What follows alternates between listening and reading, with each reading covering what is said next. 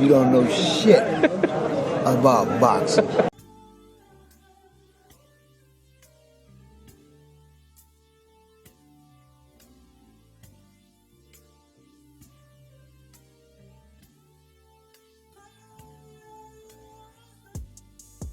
Clapping hands. All right, welcome to another week episode Pay the Soul Boxing. I'm Foreman. I'm Twin. I'm Rick. And look who we got back. Oh, ladies and gentlemen, we get the infamous Twingular twin back. You know, he is finally able to talk to us from his recent escapades of fatherhood. Twin, how does it feel to hold your child? It was funny. A great feeling though, but definitely funny. Amusing to me, perhaps. That's fair. I can see that as a father, especially you know what I'm saying, since we all Ricky got multiple. Nonetheless, we first time it is kind of funny, like, damn, this really mine? I mean Rick probably felt the same thing. I'm not saying nothing different. Right. Like, is this mine? For real? Like, damn, it's crazy. Yeah, the first time, the next couple of times, I'm like, all right, bro. All right, bro. You work like just. Hey, I mean that's real though. Hey, it is what it was. Like, yeah, all Right. right, move on. Uh, All right. Well, since while Twin was late, we had a couple of talks and nothing late, but moving past this past weekend out in the Barclays Center in New York. Danny Garcia's going away fight.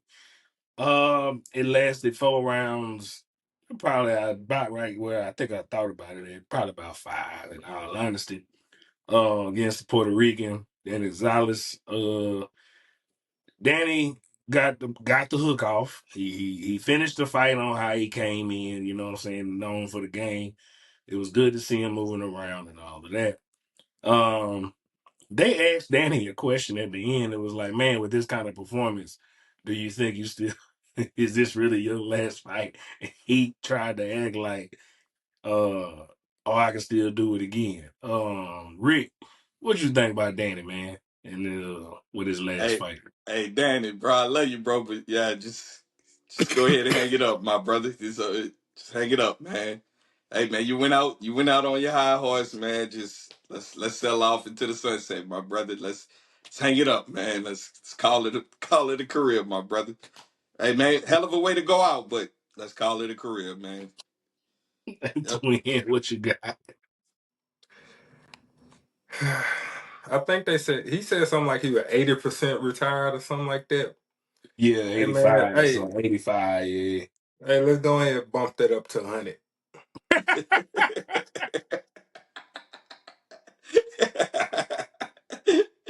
Right on. Hey, He said, let's bump it. Right look here. on, man. Look here. So, this past year since me and Swin been talking boxing with all the fighters that the new age people or fans started watching as they've been going through the years and all that. Even though we saw these fighters at the peak of their career, like the front of their careers, and to the peak and to the fall off. I guess I want to say for these new age of people who got used to hearing the names of fighters and seeing them come up, Jared Hurd and versus Jason Rosario with that fight. I think that fight is where people kind of started like, oh, Jared Hurd and them maybe still got it. And it was just two watch cats fighting each other. So when they got in the ring with somebody who was still fresh, the miles ain't on them and nothing like that, and they looked like they were the worst fighter in the world. That same kind of thing happened just now with Danny Garcia. Danny Garcia, to me, had just enough left to beat somebody on the C class level and look so he can look A class for sure. Right. Because he had him hurt a couple times in the fight until he finally got the hook off. But then Danny himself is actually still that C class fighter when you put him in there with somebody fresh. That ain't gonna No. change nothing. Yeah, That what Danny Garcia what the C class is now. Let me say right. that versus Right. somebody. You put him in the ring with somebody else, it's not gonna happen pretty. No, you're right. I could agree. I mean, Especially now at that weight class. Like who you gonna fight, bro? Like who? he already tried to fight old man Laura, and we saw how that went. Old man Laura showed you exactly where you don't belong. That's pretty much it right there. Still hurt me, man.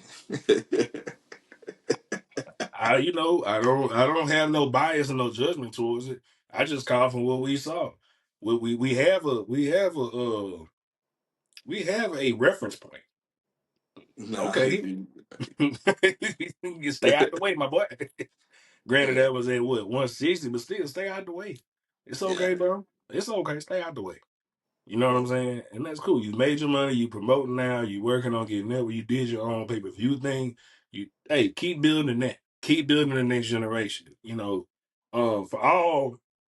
For all whatever people want to say, go try to be the next Oscar De La Hoya who built Golden Boy. Like Oscar was only able to build Golden Boy because he had respect amongst everybody else. Danny has respect amongst a lot of fighters and everybody else. You can yeah. go build swift promotions and all of that simply because you have respect amongst a lot of people. Okay, cool. Build off that. And then there is only a Golden Boy because Top Rank Bob Arum built Golden, Oscar De La Hoya built Golden Boy. You are Danny Garcia because Al Heyman and them took your career and made you Swift Garcia again. Like like go build that. So Right. cool. We love you though. Appreciate like we said before in the previous episode. Hey man, appreciate the career, all that. However, stay gone. That's pretty much it. Yep. Anything else to add on to that? All right. Oh, all right, clap. I'm gonna clap again. Doop, doop, doop, doop. All right. So coming up this Saturday over there across the pond, we got Joseph Parker versus Fabio Wardley. Heavyweight clash. Interim titles are at stake. Parker wins this fight. Usyk already, his camp says they want the winner who comes out of this fight, which is awesome for boxing. Joseph Parker's boxing's renaissance man. No matter what has happened in his career, he's gotten better. Fighting another young cat again, taking on a challenge where some people wouldn't do it. Joseph Parker keeps proving that he is boxing's running man in the heavyweight division. That Absolutely. hey, I'm willing to do it and show y'all I'm getting better and better each time. Twin, let me get to you first. What do you think of the fight coming up this Saturday between Parker and Wardley? I think it'll be a good one for however long it lasts. I for sure don't think it'll go 12. If it go 12, that just means Parker and they're playing that towards the end and just ain't get him out of there. But I don't see that happening either because I think Parker gonna end up winning. Uh, for my money, I think Parker is the second best active heavyweight, not named Usyk. Um, he a little bit. He only 33, but fighters age differently. But he a little bit older. But like you said, he adds layers to his game. He keeps getting better. I'd just be interested to see what weight he chooses to come in at. His last few fights, he came in heavier. He went for heavier punches. So I'd be interested to see if he does that again because either way it go, Warley he has never fought a fighter that punches as hard as Parker in his pro Mm-hmm. career. Mm-hmm. So we'll see how that go because usually when he gets hurt or in trouble, he coming back with all Bef- kind of punches, all kind of ways. Uh, Before he un- before I get to Ricky, um, do you think you said something about the puncher? Do you not think that Big Frazier Clark did not have any power for Woodley? no, I think he did. I just think Parker.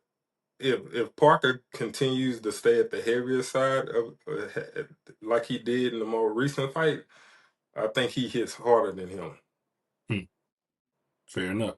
Rick, Saturday Parker I Woodley, don't what see you this got? thing going past 8 rounds, to be honest with you, man. I just think Parker's the more experienced fighter. And like Twin, just to kind of elaborate on what Twin says, I think Parker if not, I don't know. I think he's by far. Usyk's biggest challenge right now in the heavyweight division.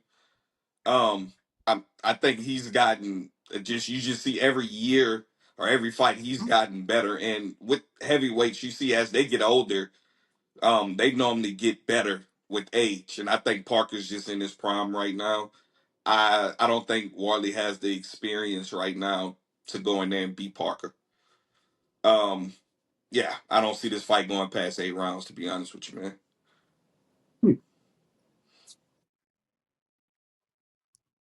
8 rounds. Okay, with the styles of the fight, what do you see as a winning point? Or do you see any No, I specific just think he punches that from overwhelms him. previous of Honestly, Parker's man, I fights don't see any that particular could punch beating him. give I think he Wardley an just edge? eventually just overwhelms the kid and just takes him out. No punch in particular, I think beats him. I think he just overwhelms the kid, and those heavy shots just eventually take him out, man.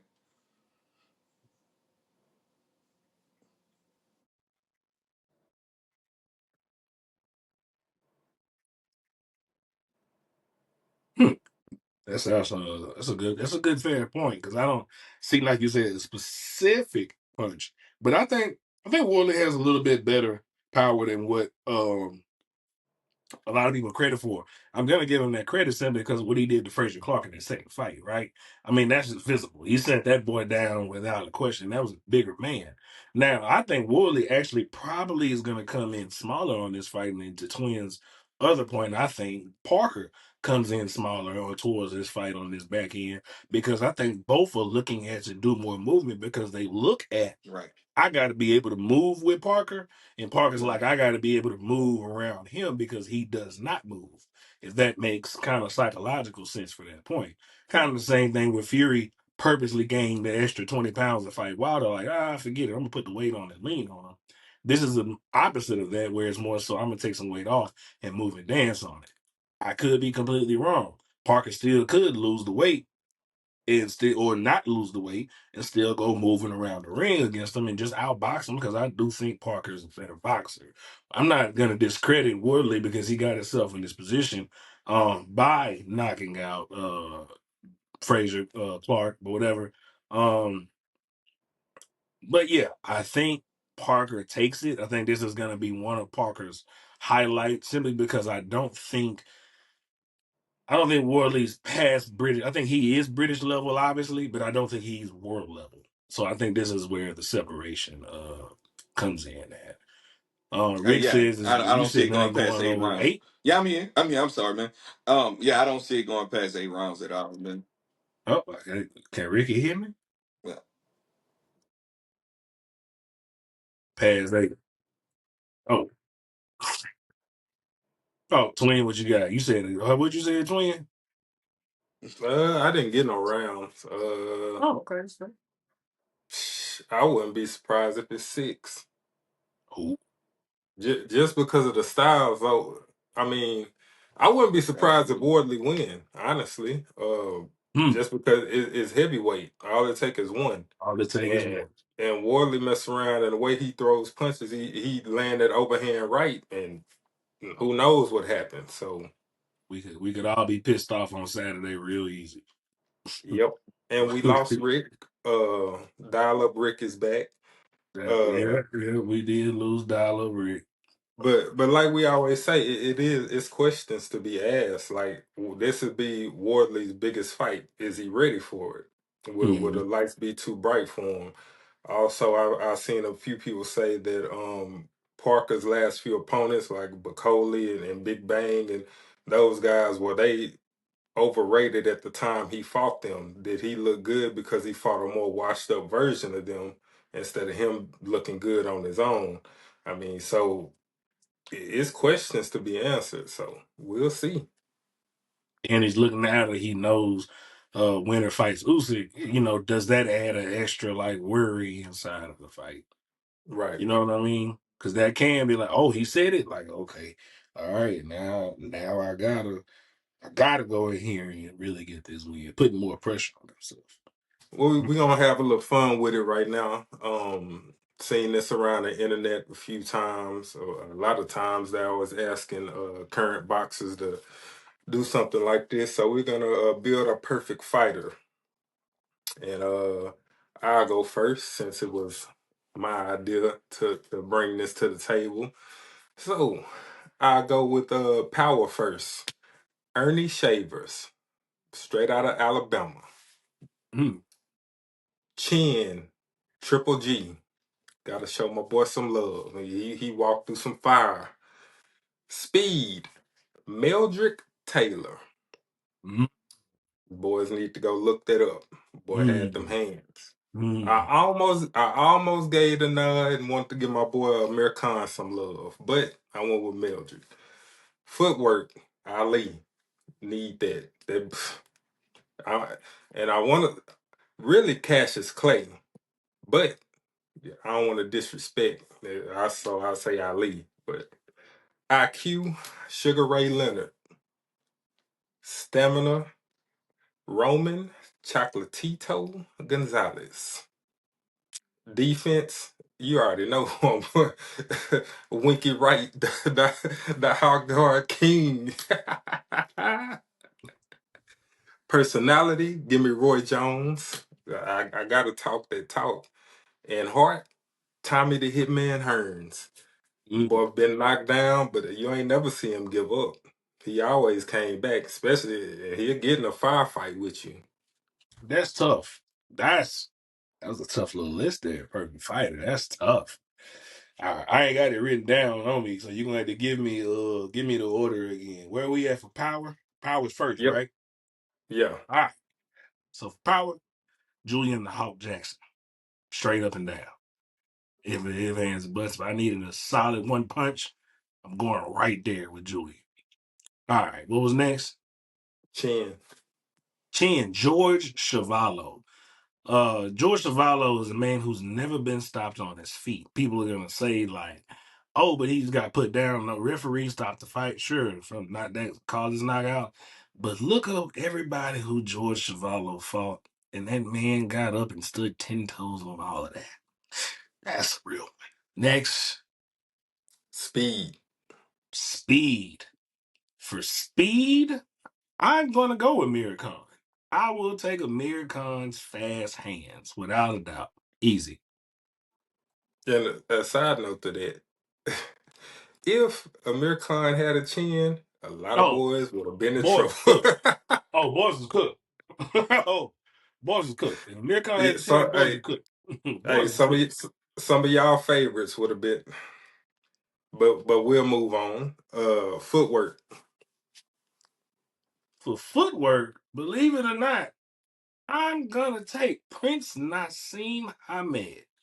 That's what I'm taking. I loved him dancing around the ring, doing everything he wanted to do because if you don't have the basics down, you're not able to get away with the things he got away with. Nice. IQ. Roberto Duran, hands down.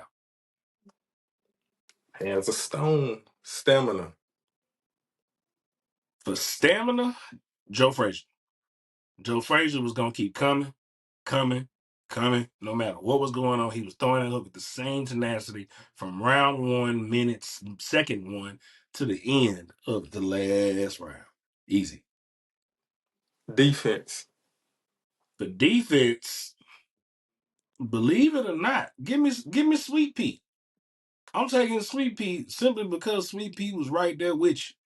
People see, he was Mhm. on Floyd is the greatest defensive fighter in all time. Like, hey, I'm not out here to argue that. I'm also here to tell you who I would choose. Simple as that.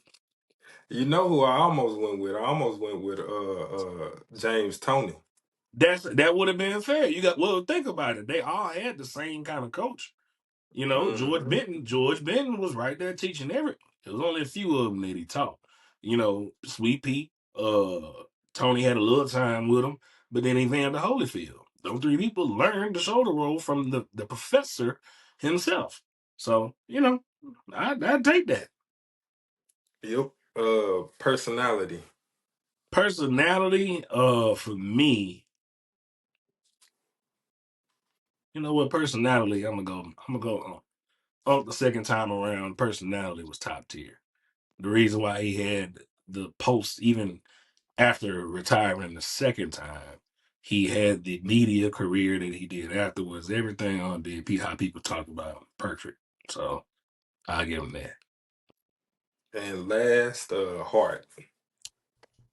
For Hart is a tough one because so many fighters, so many great fighters at that point. But I'll give it to the Thunderman, Arturo Gatti himself. I'll go out there with that one. So that right there would build my perfect fighter. That's tough. That was. That would that be that was tough. I take that. So you had a hell of a list with that one. I ain't gonna lie to you, boy. That was tough. Mhm. I'm not gonna lie to you. That was tough. That was super tough. I had to think that one through. But I was ready. But nonetheless, even though we lost Dial Up Rick, he ain't give us our list. I'm gonna make him record his own and he gonna send it in anyway. So y'all probably gonna see this after the fact, or I might insert it in there in the middle of it somewhere. Either way, we lost Rick. Appreciate y'all. Don't forget to like, share, subscribe, all that other nonsense, blah blah blah, and all that. For the few followers that just started joining in to us, I appreciate y'all, man. It's been about 40 of y'all that actually came up in the last month or so. I want to say probably not even a month, but appreciate y'all. All of y'all, my YouTube subscribers and all that. So Yeah, tell a friend. And definitely another tell a friend to tell a friend to tell a friend, and then tell those friends to subscribe, and they tell their friends to subscribe too. So that way, we just keep talking what we like to watch and not be biased about it. Other than that, that's all I got, man. Y'all be cool, stay safe, fellas. Go to the doctor. All right, let's do it. And boop.